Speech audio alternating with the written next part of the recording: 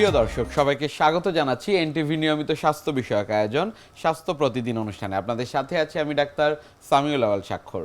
প্রতিদিনের মতো আজও আমরা একটি গুরুত্বপূর্ণ বিষয় নিয়ে কথা বলবো। আজ আমাদের আলোচনার বিষয় রমজানে হৃদরোগীদের সতর্কতা। এই গুরুত্বপূর্ণ বিষয়টি নিয়ে আলোচনা করবার জন্য আজ আমাদের সাথে স্টুডিওতে রয়েছেন একজন বিশেষজ্ঞ চিকিৎসক। চলুন দর্শক, অনুষ্ঠানের শুরুতেই পরিচিত হয়ে আসি আমাদের আজকের অতিথির সাথে। ডাক্তার মোহাম্মদ তৌফিকুর রহমান 1971 সালের অক্টোবর মাসে চুয়াডাঙ্গাই জেলায় জন্মগ্রহণ করেন তিনি। 1997 সালে ঢাকা মেডিকেল কলেজ থেকে এমবিবিএস ডিগ্রি অর্জন করেন তৌফিকুর রহমান। এরপর তিনি চিকিৎসা বিজ্ঞানে এমডি ও এফসিপিএস ডিগ্রি লাভ করেন।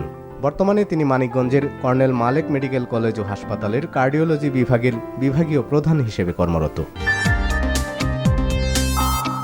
আপনাকে স্বাগত জানাচ্ছি আমাদের আজকের এই আয়োজনে। ধন্যবাদ আপনাকে, ধন্যবাদ এনটিভিকে আমাকে আমন্ত্রণ জানানোর জন্য। হৃদরোগীদের রমজান মাসে সতর্কতা কিংবা সচেতনতার জায়গা সেটি আসলে বিশেষত কি কি রয়েছে এই হৃদরোগীদের? সাধারণত হৃদরোগীরা যারা বিশেষ করে আনস্টেবল, এরাই সাধারণত রোজা রাখলে একটু আনস্টেবল হতে পারে। আচ্ছা, এখন আনস্টেবল বলতে কি, যাদের প্রেশার কম থাকে বা প্রেশার খুব বেশি বেড়ে যায়, অথবা যাদের আমরা হার্টের পাওয়ার বলি ইজেকশন ফ্র্যাকশন কম, যে 25%-এর কম ইজেকশন ফ্র্যাকশন আমরা ইয়েব বলি, এই সমস্ত রোগীরা সাধারণত একটু ঝুঁকির মুখে থাকে।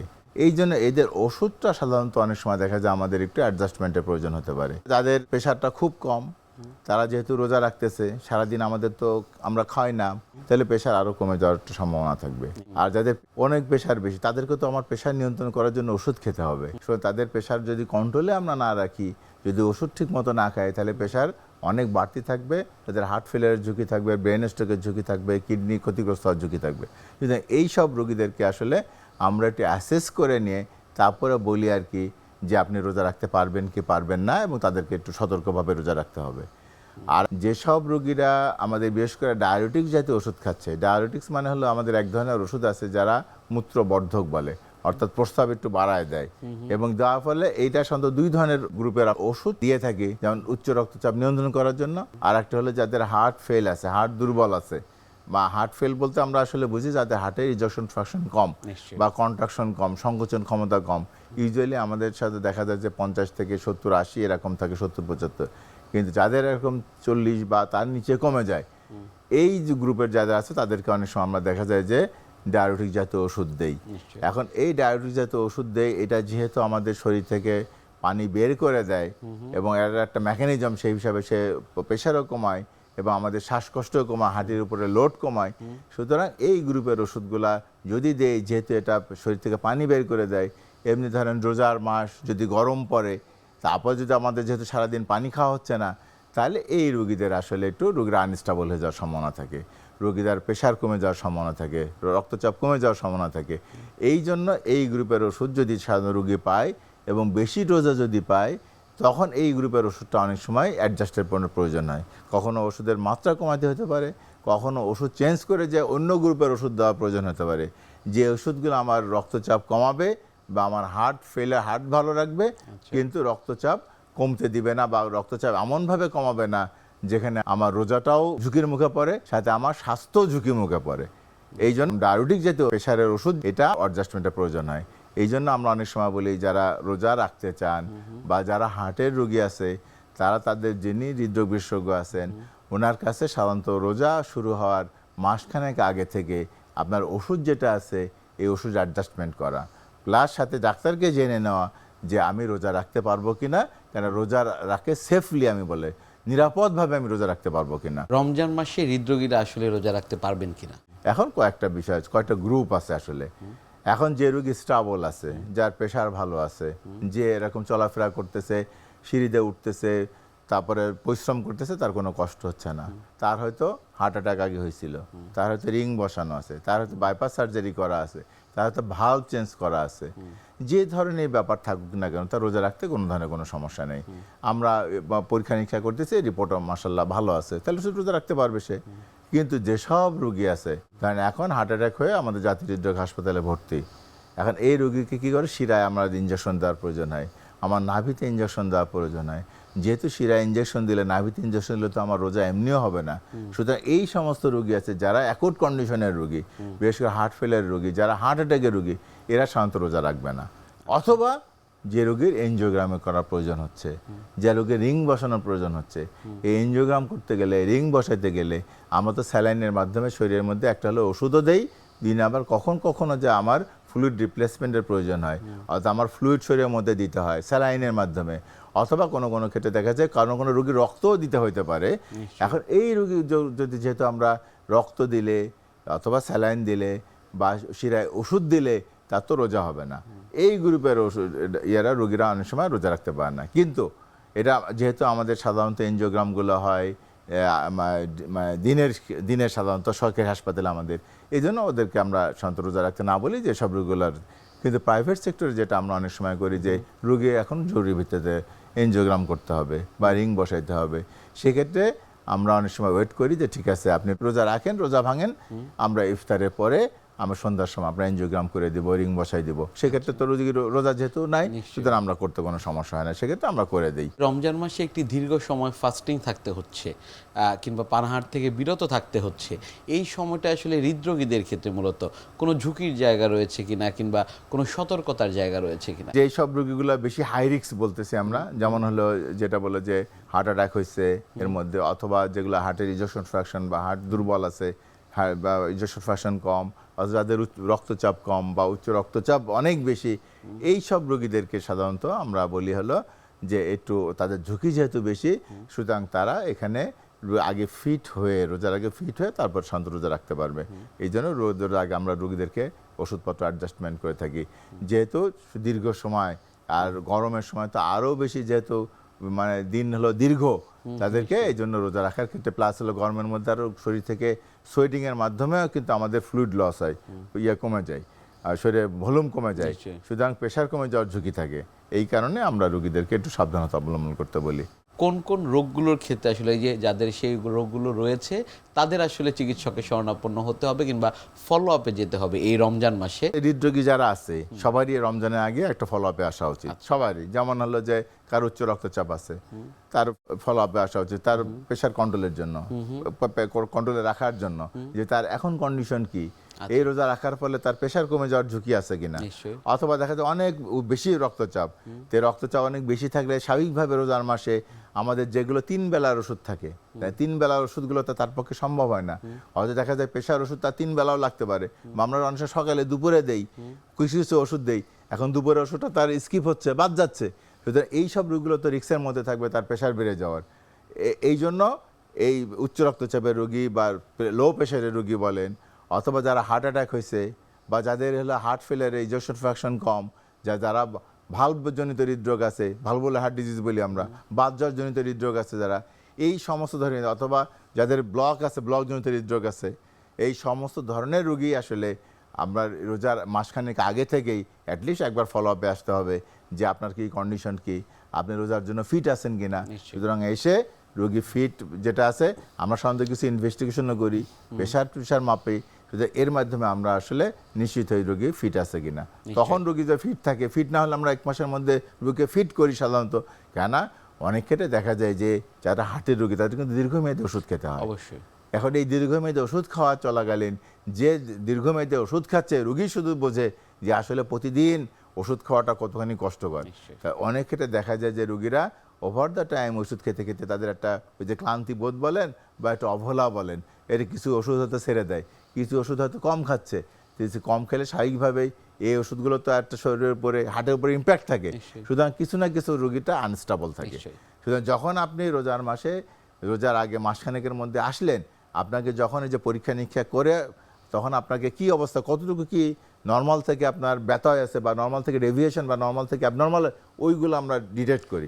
ডিটেক্ট করার পরে তারপরে আমরা এইগুলো আসলে কারেকশন করি, কারেকশন করে তারপর রোগীকে আমরা সাজেশন দিই, এখন আপনি ফিট আছেন, আপনি এখন রোজা রাখতে পারবেন। রমজান মাসে যারা উচ্চ রক্তচাপ রয়েছে কিংবা যারা উচ্চ রক্তচাপের ঝুঁকিতে রয়েছে, তাদের ক্ষেত্রে ওষুধগুলো সাধারণত রিশিডিউল করা হয়ে থাকে, কারণ সময়ের এক ধরনের তারতম্য আমরা দেখি। সেই ওষুধগুলো আসলে কিভাবে রিশিডিউল করা হয়ে থাকে, এবং এই যে লাইফস্টাইল মডিফিকেশনের কথা আমরা বলে থাকি, তাদের ক্ষেত্রে সেটির গুরুত্ব কতটুকু? একটা হলো যে উচ্চ রক্তচাপের ওষুধ বা ইভেন হার্টের ওষুধ, এখন অনেক ক্ষেত্রে খেয়াল করে দেখা যাবে যে বেশ করে উচ্চ রক্তচাপ ওষুধের মধ্যে আমরা প্রথমে শুরুতে যেটা আলোচনা করেছি ডায়াবেটিক জাতীয় ওষুধ। ডায়াবেটিক জাতীয় ওষুধ পারতপক্ষে আমরা যে ডোজে দেই তাতে ডোজটা একটু কমাইতে হবে। 2 হলো ডায়াবেটিক জাতীয় ওষুধ যদি সম্ভব হয়, যে ওষুধগুলো যে মূত্রবর্ধক, শরীর থেকে পানি বের করে দেয়, সেটা বাদ দেওয়া সম্ভব হলে বা আমাদের বাদ দিতে হবে। আচ্ছা, বাদ দিয়ে অন্য গ্রুপের ওষুধ যেগুলো আছে সেগুলোর মাধ্যমে অ্যাডজাস্ট করে আমরা সাধারণত ওইভাবে উচ্চ রক্তচাপ বা কন্ট্রোল করে থাকি, বা হার্ট ফেলার ওইভাবে কন্ট্রোল করে থাকি। এখন যেটা আছে যে কিছু কিছু হার্টের ওষুধ আছে যেগুলো আমরা অনেক সময় দুপুরবেলা দিয়ে থাকি, আচ্ছা, সকাল দুপুর রাত। বেশ করে স্প্রিন জাতীয় ওষুধ আছে সেগুলো আমরা দুপুরে দিয়ে থাকি, ক্লোবিডোগ্রাল জাতীয় গ্রুপ ওষুধ আছে সেটা দুপুরে দিয়ে থাকি। এই ওষুধগুলো যারা খাচ্ছেন, এই ওষুধগুলো তখন আমরা সাধারণত সকালে অথবা রাতে, মানে ইফতারের পরে অথবা সেহরি পরে দিয়ে থাকি সকালবেলা। আর ইউজুয়ালি যেটা করা হয় রমজান মাসে, সেটা সকাল আর দুপুরের ওষুধটা সাধারণত ইফতারের পরে দেওয়া হয়। আর রাতের যে ওষুধটা দেওয়া হয় এগুলো বলা হয় সেহরির পরে খাবেন আপনি। এভাবে সাধারণত 2 বেলা অ্যাডজাস্ট করে দেওয়া হয়। যদিও 3 বেলা আগে থেকে খাচ্ছিল, কিন্তু 3 বেলার ক্ষেত্রে অনেক সময় দুপুরের ওষুধ কম থাকে। সকাল আর দুপুরের ওষুধ মিলে আমরা বলি যে ইফতারের পরে খাবেন, আর রাতের ওষুধটা সেহরির পরে খাবেন। এইভাবে আমরা অনেক সময় দেখা যায় যে ওই যে ওষুধগুলো অ্যাডজাস্ট করে থাকি, যে ইভেন হার্টের ওষুধ বা ইয়ের অনেকে যারা ওষুধ। আসলে 3 বেলা ওষুধ খেত তাদের ক্ষেত্রে সেই ডোজগুলো কেমন হয়ে থাকে? 3 বেলা ওষুধের মধ্যে আমরা সকাল আর দুপুরের যেটা আছে, দুপুরের ওষুধটা সাধারণত মানে সংখ্যা কম থাকে, আচ্ছা, আমরা এই 2টা ওষুধ সাধারণত ইফতারের পরে খেতে বলি। আচ্ছা, আর রাতের ওষুধটা সাধারণত আমরা সেহরির পরে খেতে বলি। এইভাবে সাধারণত অ্যাডজাস্ট করে থাকি। এটা আমাদের অনেক সময় ডায়াবেটিস রোগের ক্ষেত্রেও বা ইনসুলিন যারা নিচ্ছে তাদের ক্ষেত্রেও আমরা এইভাবে অ্যাডজাস্ট করে থাকি। যেহেতু আমাদের একটা হার্টের রোগীদের একটা বড় অংশ, ইভেন 60 থেকে 70% ক্ষেত্রে তাদের ডায়াবেটিস থাকে, এই জন্য ডায়াবেটিসের অ্যাডজাস্টমেন্টের প্রয়োজন হয়। যেহেতু সেক্ষেত্রে অনেক রোগী আছে ইনসুলিন পায়, যে ইনসুলিনটা সে সকালবেলা নিত আর যেটা সন্ধ্যার পরে নেই, আমরা বলি সকালের ইনসুলিনটা নিবে হলো ইফতারের পরে। সকালে যেহেতু ডোজ বেশি আমরা নেই, আর যেহেতু রোজার মাস মূল খাওয়াটা হয় রাতের বেলা, ইফতারের পরবর্তী, এই জন্য ইফতারের পরে নিতে বলা হয় সকালের। আর রাতের যে ইনসুলিন ডোজটা বলা হয় যে আপনার হলো সেহরির পরে। এখন যেটা অনেক সারাদিন তো আমরা খাচ্ছি না, এই জন্য আমাদের সেহরির পরে যে ইনসুলিনের ডোজটা আছে সেটা বলা হয় নর্মাল যে ডোজটা আমরা নেই তাহলে তার অর্ধেক নিতে বলা হয়। যেমন কেউ হয়তো সন্ধ্যার পরে ইনসুলিন নিত 12 ইউনিট, সেটা যেহেতু সেহরির পরে যাবে তখন 12 ইউনিটের জায়গায় 6 ইউনিট সে নেবে। আর সকালের ইউনিট ওষুধ যেটা সেটা হলো কন্টিনিউ থাকবে। সকালের যে ইনসুলিন যেটা সেটা ইফতারের পরে ওই ডোজে থাকবে। আর অনেক সময় ট্যাবলেটে খাওয়ার কথা বলা হয়, যেটা অনেক সময় ইনসুলিন না, সে ডায়াবেটিসের ট্যাবলেট খায়।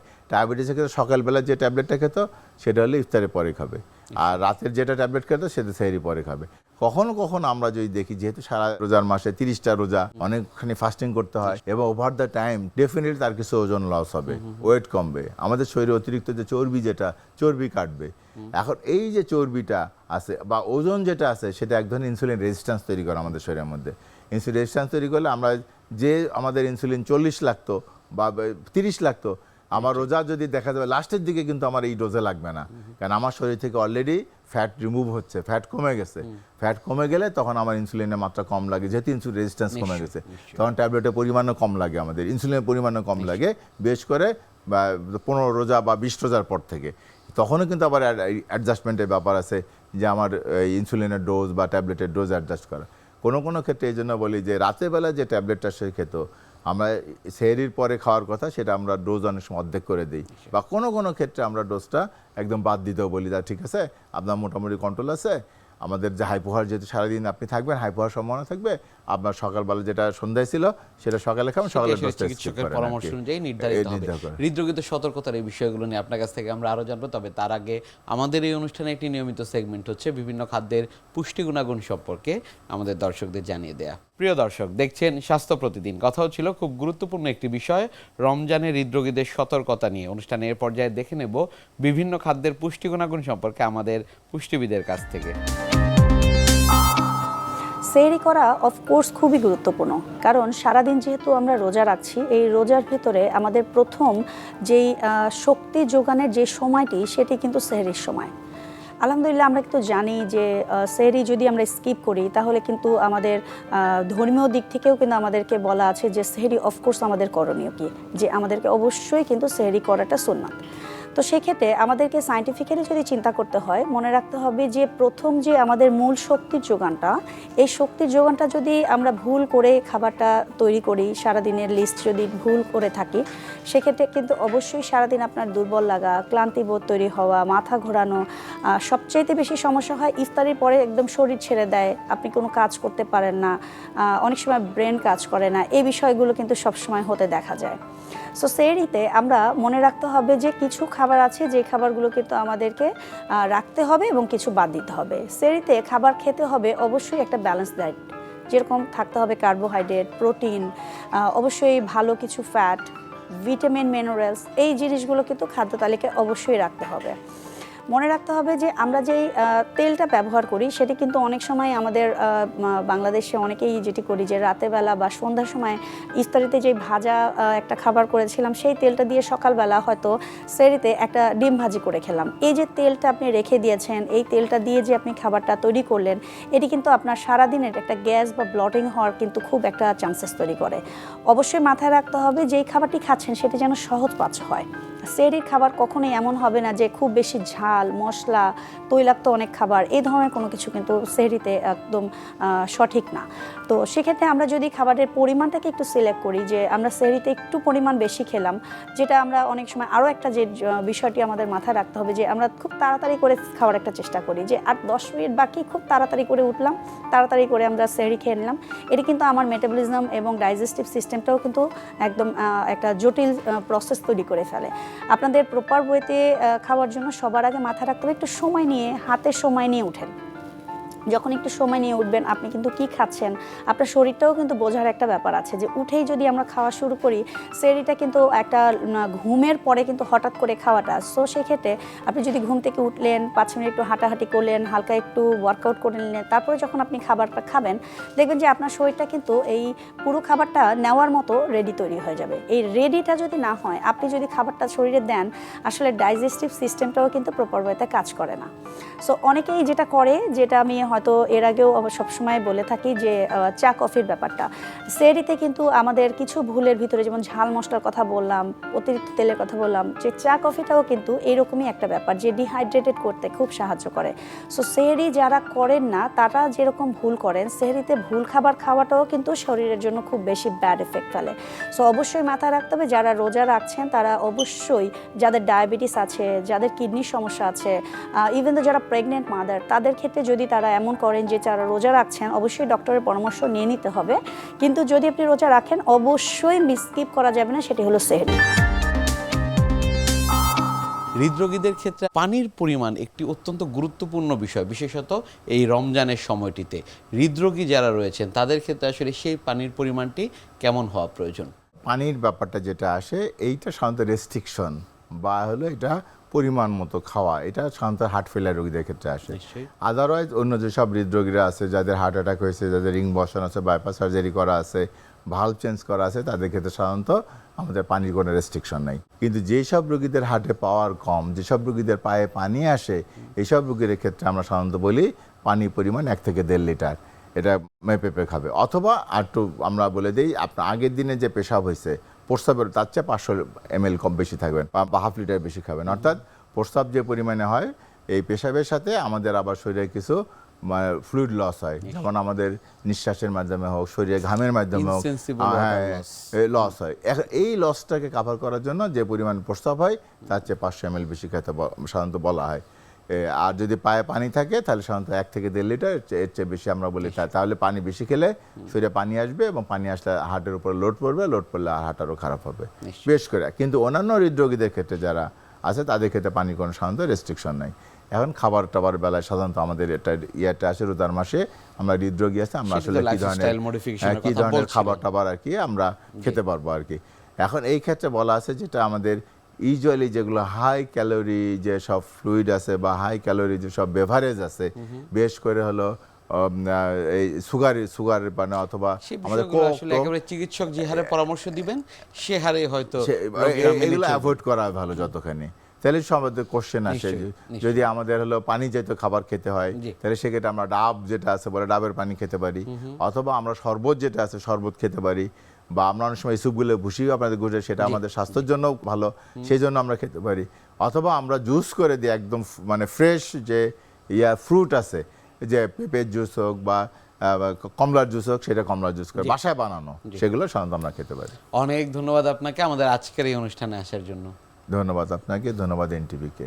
প্রিয় দর্শক, এতক্ষণ দেখছিলেন স্বাস্থ্য প্রতিদিন। কথা হচ্ছিল খুব গুরুত্বপূর্ণ একটি বিষয়, রমজানের হৃদরোগীদের সতর্কতা নিয়ে। আশা করি আমাদের এই গুরুত্বপূর্ণ তথ্যগুলো আপনাদের অনেক বেশি উপকারে আসবে। অনুষ্ঠানের পর্যায়ে দেখে নেব কি থাকছে আগামী পর্বে স্বাস্থ্য প্রতিদিন অনুষ্ঠানে।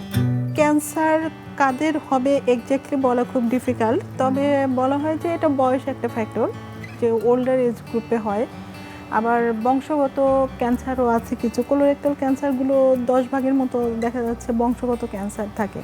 দীর্ঘদিন একটা পলিপ থাকতে থাকতেও ক্যান্সারে সেটা রূপান্তরিত হয়। সেটা এমনিতেও একটা পলিপ থেকে ক্রমান্বয়ে ক্যান্সার হতে পারে, অথবা বংশ পরম্পরায় একজন ব্যক্তি ঝুঁকি থাকে তার পলিপ হওয়ার এবং সেখান থেকে ক্যান্সার হয়। বিশ্বের যে কোনো প্রান্ত থেকে যে কোনো সময় আপনাদের পছন্দের অনুষ্ঠান স্বাস্থ্য প্রতিদিন দেখতে ভিজিট করুন আমাদের পূর্ণাঙ্গ ওয়েব পোর্টাল www.ntvbd.com এ। এছাড়া এনটিভির সব জনপ্রিয় অনুষ্ঠান ও খবরের আপডেট পেতে ভিজিট করুন আমাদের ইউটিউব চ্যানেল ও ভেরিফাইড ফেসবুক পেজে। আজ এখানেই শেষ করছি, আগামীতে আবারও দেখা হবে। সে পর্যন্ত আপনারা সবাই ভালো থাকুন, সুস্থ থাকুন, এনটিভির সাথেই থাকুন। আল্লাহ হাফেজ।